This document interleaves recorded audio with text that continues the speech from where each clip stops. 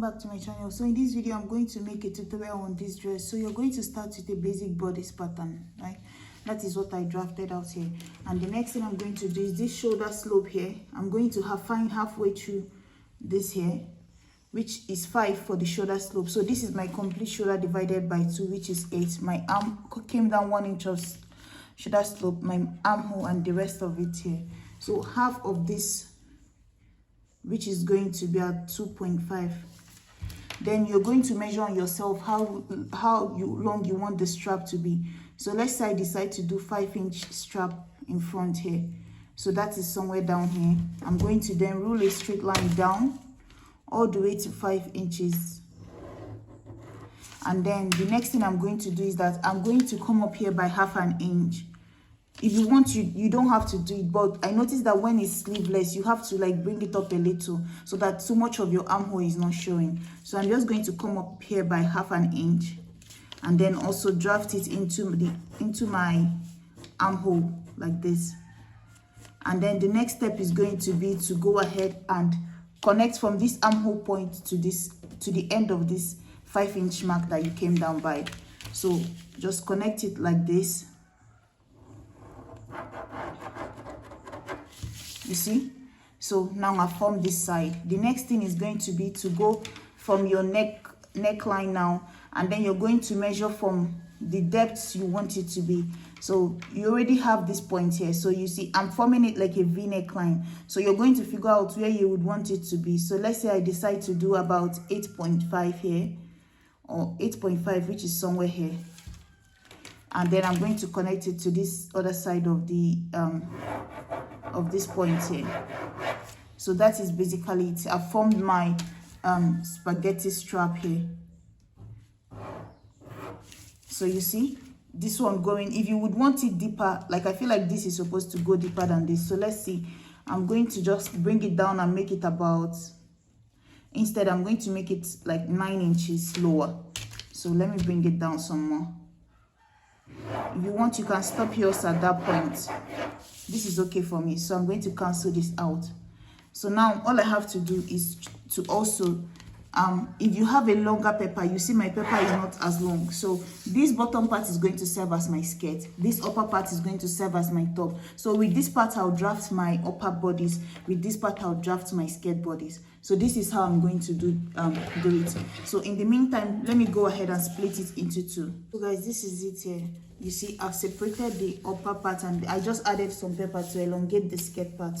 But you see, I cut this open here.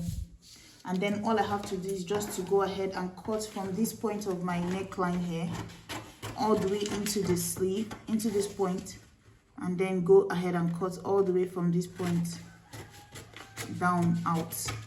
So now you see I've formed my spaghetti strap here. So this is basically what it looks like, you see. So now this is it for the, I'm going to trace out this exactly for the upper part, and then I'm going to add half an inch all around at the bottom and then at this part here, but this center part is going to be cut on a fold. And then for the skirt part, this is what we're going to do. I'm going to come down here by at least 2 inches from the waistline, which is here. From the waist, you can do 2.5, it depends on you, or 2 inches, which is here. And then I'm going to take it and freehand it into this line of my dart. You see the tail of my dart, which is here. So I'm going to take this dart and roll it down all the way to the end. This is the line of my dart, which my dart is basically 4 inches away from the center part. That's your bust point to your bust point divided by 2. That's how I got this line. So now I'm just going to freehand this here into a curve to this point, you see. So you see it works out now. So all I have to do is just to go ahead and cut this part out, you see. So this center part is going to form the basic, and then this is the one I'm going to use to form the ruffle. This is, I'm going to split this like into 3 to form my ruffle. This one is going to be the body of this skirt itself, knowing that the length I'll still elongate it because this is short. So I'm still going to add a few more inches to it, but my pepper doesn't go that far. So guys, this is what we are working with here. You see, like I said, the pepper after cutting out this is the upper bodice, right? You see, I went ahead and traced it out on a folded fabric. So if I remove this here now, this is what I have. And I'm also going to trace this out on a lining. So I'm still going to trace this whole thing on a lining because I need to use lining to turn it over, right? So, but in the meantime, this is how I traced it. So place this on it. And like I said, I have half an inch at the top, not even up to half an inch, like quarter of an inch all the way. But we already added our seam allowance here on the paper, so I didn't add anything to the side. And then a little bit, quarter of an inch at the bottom part. So that is it. So immediately after that, the next thing I did was to use this same paper like this and trace my back panel. So for my back panel, this is what I have, this rectangular fabric here. You see, or how I traced it was just to put this paper here. Make sure that the upper part here aligns with my armhole line.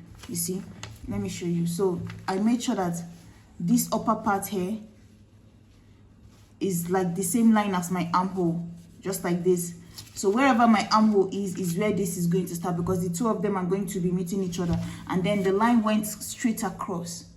You understand? But if you want it to have like this same angle of the strap, you can just trace out the same thing. But the difference is that down here you're going to add a zipper allowance. So if I wanted it to have like this upper part again, all I have to do is that when I'm tracing again on my paper, I'll continue it all the way down here with my zipper allowance going down. You see, it will look something like the front one, but I just cut off this one because I want the back to just run straight across.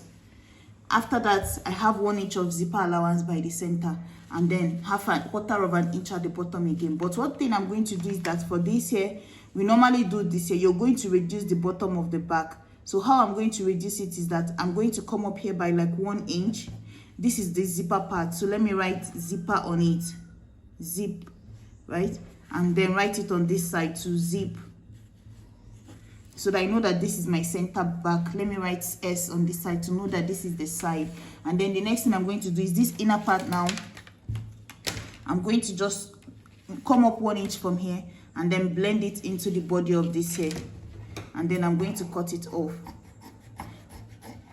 The thing is that don't forget to notch where your dart is going to be. So using this dart that I marked here, I'm going to notch it on the paper, place it again, and then notch it on the back to know that this is where it's going to be on the back. So my dart in front is going to be the same length like this, about 5 inches, but the one at the back is going to go all the way to my armhole line, all the way to this upper chest here. So it's going to be something like this. The dart is going to fold all the way to the top, you see. So that is it for the upper bodice. And you notice this one has 2 pieces. So let me write up here, up, so that I know that this is the upper part. So you see, it has the upper part here, and I have 2 pieces of it, one for each side. So let's set it aside. We've finished everything about the upper part. And then to cut the bottom part, the same thing is what I did here. I used this same paper again to trace out my skirt part. Like I told you, you're going to have half an inch at the end here and half an inch, like quarter of an inch, anyone you want. I extended mine a little because like I decided that I don't want to make mine maxi or midi length. If you want yours to be midi length, all you have to do is just to calculate your shoulder to the length you want. So let's say you want to make your dress 47, that's mid calf, below your knee. So you can do 47 for the full length of the dress, subtract by the half length, which is your shoulder to your waist. That's the shoulder to the waist, where we divided the two of them together separately. So that is going to be 30.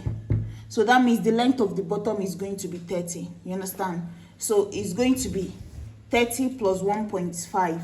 That's half an inch of folding the end and half an inch, 1 inch of folding the end and half an inch of joining this part here to this part. The half an inch we added is just to, so these two can meet up again, sew it together, and then you have the full paper back again. You understand? So what I'm saying is that you can make yours longer, but mine is quite short. Mine is above my knee. Mine is going to be 37 in length. So you see where my paper stopped, so I made sure to add more to it so that it can complete the length I want. And then this is it for the front panel. And like I said, this is on a fold. This is my front panel, is on a fold. You see, it's folded into two. It's like a cross, not like a T, right? So now this is what this one looks like. So is you are going to cut it on a fold, and then for the back panel this time around you're going to cut it open. And with this one now, you're going to add 1 inch of zipper allowance, which is what I have here. So I use this same paper again to trace out everything exactly the way it is, but instead at the center back here I added like 1 inch for the zipper, for the back zipper. So that's all I did here, and then the same 1/2 inch at the upper part. Another thing I'm going to do is that I'm also going to notch where my dart is. You see this dart that we marked here, I'm also going to go ahead and notch it. So I know it's somewhere here, so I'm going to notch it on the 4 layers of the skirt, the 2 sides of the front and the 2 sides of the back. This is where my dart is going to be. So that is it. So now what we are going to do is the side ruffle, right? It depends on how much fabric you have for the side ruffle. So this is what I'm going to use. This is what we cut out from the side. Remember when we cut this out, this is what was sticking out from this side here of our skirt, right? When we were cutting our skirt, this is it here. If I turn it around, you see the shape of the skirt next to it. So like I said, we are going to split it into 3, or you can do more than 3, but 3 is okay for me. So I'm going to do 1, and then I'm going to do 2 and 3. So 1, 2 and 3, and then I'm going to split it all the way to the end. As you see what I have here, fabric folded into 2 like this. This is my Akara fabric folded into 2. You see the 2 ends here, right? This is just the length of Akara as it comes as 46 or so.